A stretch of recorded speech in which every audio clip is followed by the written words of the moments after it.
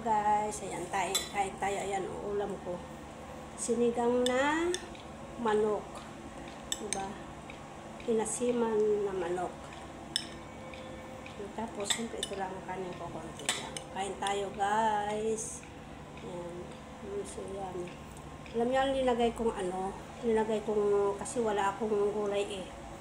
Nilagay kong gulay, kalunay, talbos ng kamote, daon ng sibuyas, at saka bakli. Masarap naman guys. Tapos linagyan ko ng konting nana. Itong gulay na to, kinuha ko lang sa garden. Masarap ng sabaw. Masarap pala siya. Kahit na bakli lang tsaka talbos ng kamote. Tapos lagyan ko ng nana. Ang sarap. Kain tayo guys. Masarap yung lasa niya. Wow.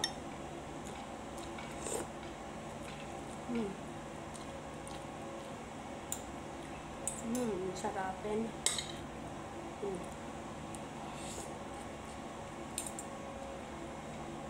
Masarap pala yung masarap pala yung ilagay sa sinigang naman yung bakle. Yung sinasalad. Kinuha ko lang doon sa garden.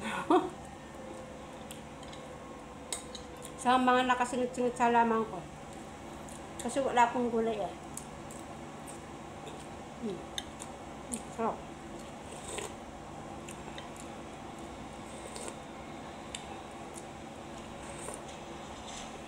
Masarap talaga pagka may gulay.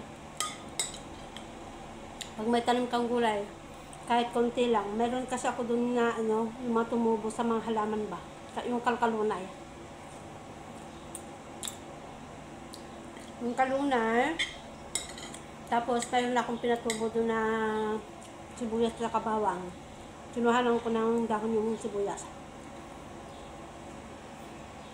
Tapos may kamote ako. Tapos may bakli ako. Ano yan, napakinabangan na. Ang sarap.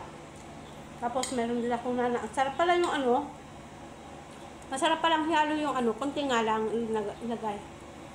Yung nana, ilagay dito sa may manok. Ang sarap. Masarap yung sabaw niya.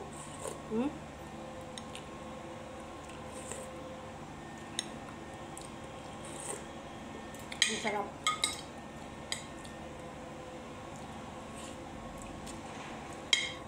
Mas masarap pa sa mas masarap pa sa pechay. Kasi yung lasa niya ba?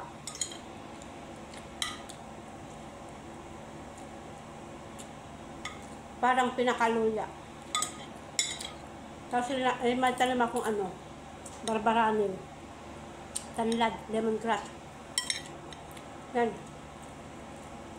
Walang luya. Pero mayroon ako lemongrass. Very sarap. Kain tayo guys. Kain. Ang sarap.